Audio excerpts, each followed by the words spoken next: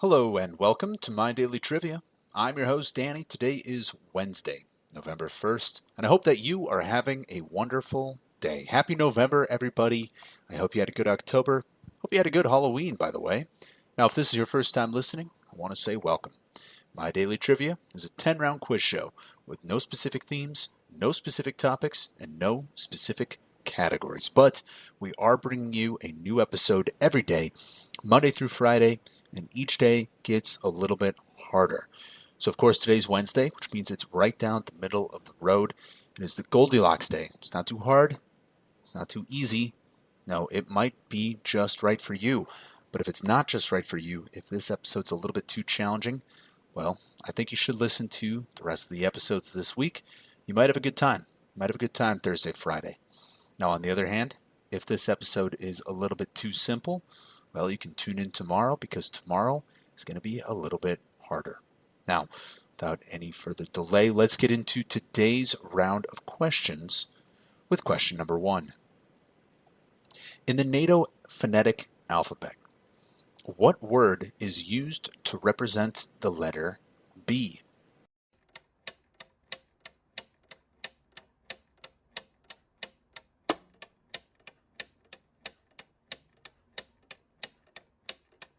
And that's B for Bravo. The International Radiotelephony Spelling Alphabet, commonly known as the NATO phonetic alphabet, is the most widely used set of clear code words for communicating the letters of the Roman alphabet. To create the code, a series of international agencies assigned 26 code words acrophonetically to the letters of the Roman alphabet. That would be letters A to Z, with the intention of the letters and numbers being easily distinguishable from one another over radio and telephone, regardless of language barriers and connection quality. The specific code words certainly vary, as some seemingly distinct words were found to be ineffective in real life conditions. So, although it is just one of 26, you now know that B is Bravo. Moving on to question number 2. How many quote-unquote varieties are there in Heinz tomato ketchup?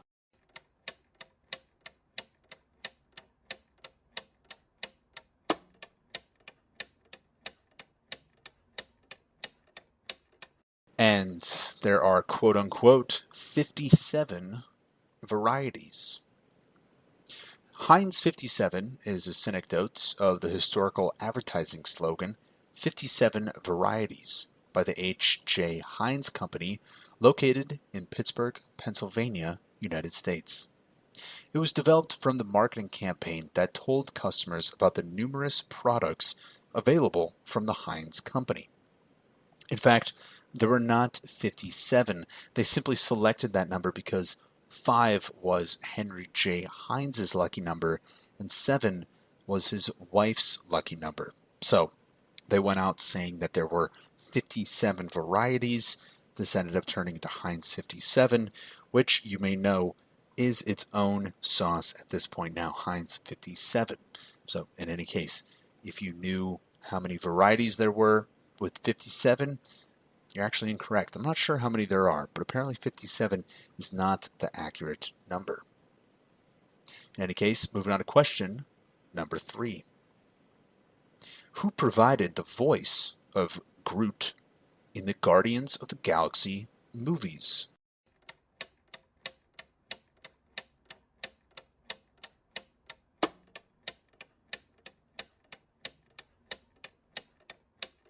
And that voice actor was Vin Diesel. Groot is the name of 2 fictional characters voiced by Vin Diesel. Groot 1 becomes a member of the Guardians of the Galaxy and sacrifices himself to save his allies during the battle against Ronan the Accuser. His son, Groot 2, is raised by Rocket and the Guardians. He participates in the conflict against Ego and then Thanos, falling victim to the blip. The character's name is derived from either or both of 2 words, the Dutch Groot, meaning big or great in size, or the noun Groot, meaning mud, soil, or earth. Now, I always thought it was kind of ridiculous to say that Vin Diesel voiced Groot. I mean, I'm pretty sure the only thing he ever really said was just, I am Groot, right? I'm pretty sure that's all he said. So, I mean, how hard of a job is that? I could do that. It's not too terribly difficult. In any case, whether it's hard, whether it's easy, it was done by Vin Diesel. Question number 4. What does the acronym CODA stand for? That's CODA. What does CODA stand for?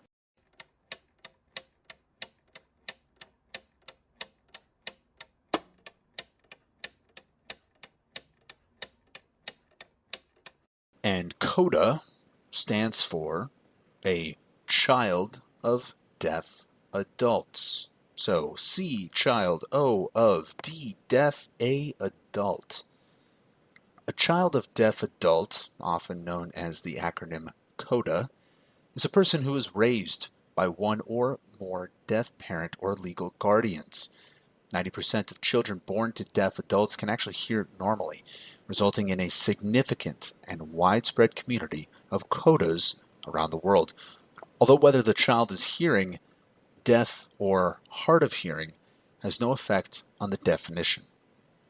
The acronym CODA with a K, so that's KODA, which stands for kid of deaf adult, is sometimes used to refer to CODAs under the age of 18.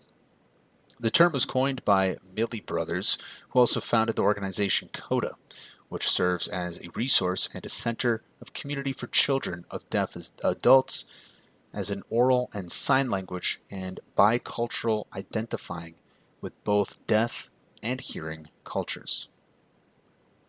Moving on to question number 5.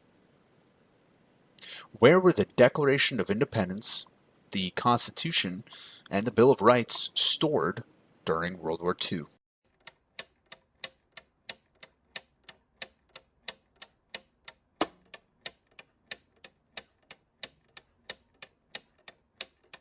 And all 3 of those documents were stored at Fort Knox. In December of 1941, the Library of Congress sent the Declaration and Constitution to the Bullion Depository of Fort Knox, Kentucky for safekeeping. By September 1944, it was decided to return the documents to their permanent exhibit at the shrine in the Library of Congress. On September 17, 1951, there was a grand ceremony at the Library of Congress for the reopening of the permanent encasement of the Declaration and the Constitution, newly sealed in helium by the Bureau of Standards. The distinguished guests included President Truman, Chief Justice of the United States Fred M. Vinson, members of Congress, plus a new Librarian of Congress, Luther Evans, and a new archivist of the United States, Wayne Grover. Now, as I was doing a little bit of research on this, I found there was a bit of conspiracy, which is kind of interesting. Some people think, and this is kind of a fun one, some people think that the Declaration and Constitution that we're looking at when we go see them at the Library of Congress, some people think that they're actually fake, and that in fact that they were duplicated at that time. The real ones are still in Fort Knox, Kentucky, while the ones that are held in Washington, D.C. are in fact duplicates. Interesting. Interesting conspiracy theory. I'm not saying anything about it. I'm just saying I read it, putting it out there. You can just determine. But what we do know is that whether or not they're still there, the real ones were certainly held at some point in time during World War II at Fort Knox, Kentucky. Okay, so I'll leave it with that, and I'll move on to question number 6. What is the tiny piece at the end of a shoelace called?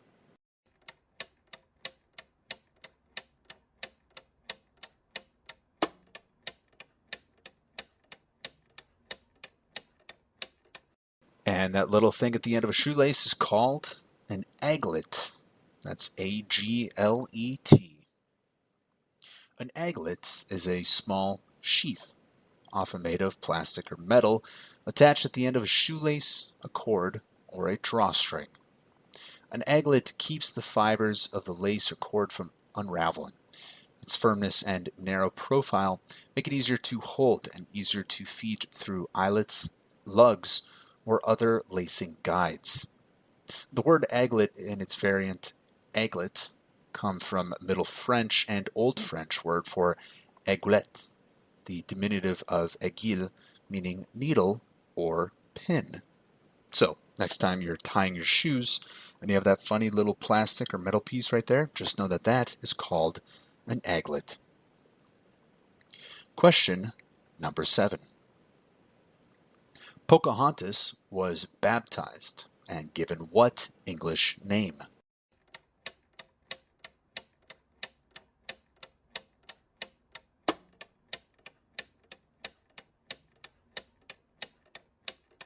And her biblical name was Rebecca. Pocahontas was a Native American woman belonging to the Powhatan people, notable for her association with the colonial settlement at Jamestown, Virginia. She was the daughter of Powhatan, the paramount chief of a network of tributary tribes in the, I'm going to try this word, in the Senecamacha, encompassing the Tidewater region of what is today the U.S. state of Virginia. Pocahontas was captured and held for ransom by English colonists during hostilities in 1613. During her captivity, she was encouraged to convert to Christianity. She was baptized under the name of Rebecca.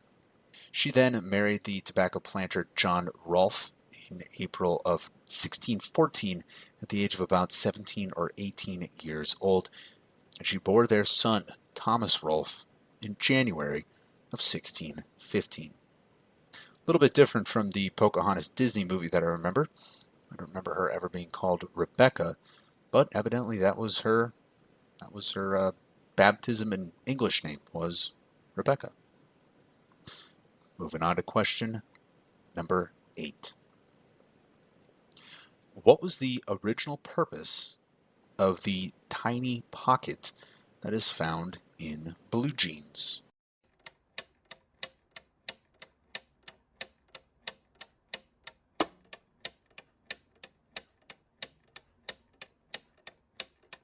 And the original purpose of that was to hold a small pocket watch.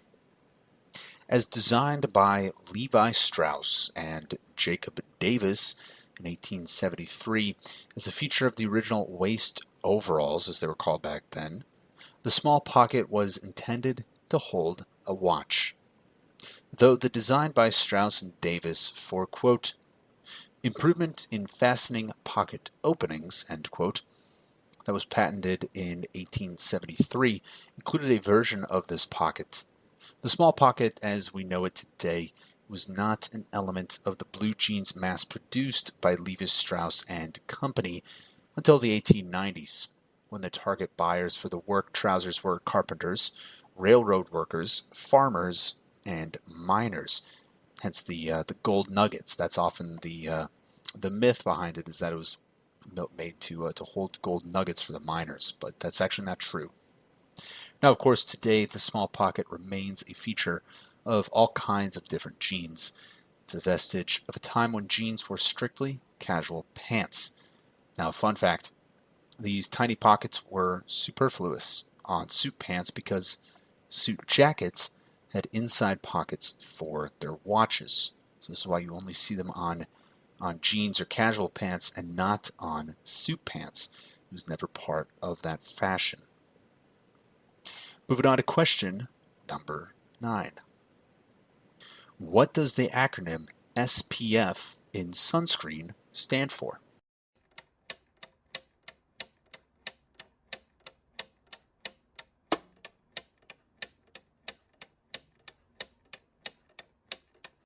And SPF stands for Sun Protection Factor. The SPF number indicates the level of protection against ultraviolet B rays. Sunscreens with a higher SPF offer greater protection from the sun. SPF refers to the amount of UV radiation it takes to produce sunburn when wearing sunscreen in comparison to how much UV exposure it takes for unprotected skin to get sunburned. But, contrary to popular belief, SPF does not tell you how long you can stay in the sun without getting sunburned. So, SPF sun protection factor, something that I have to pay a lot of attention to in the summertime. So, quick shout out to SPF for protecting me in the summertime. Big shout out. I actually did not know that that is what SPF stood for. I should have known that. I use it every weekend in the summertime, so shout out to the sun protection factor. Moving on to our last question of the day. Question number 10.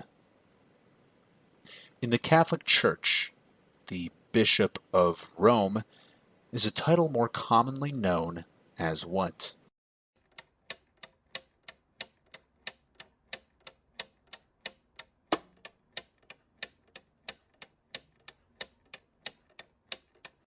And the Bishop of Rome, the head honcho in Rome, is better known as the Pope.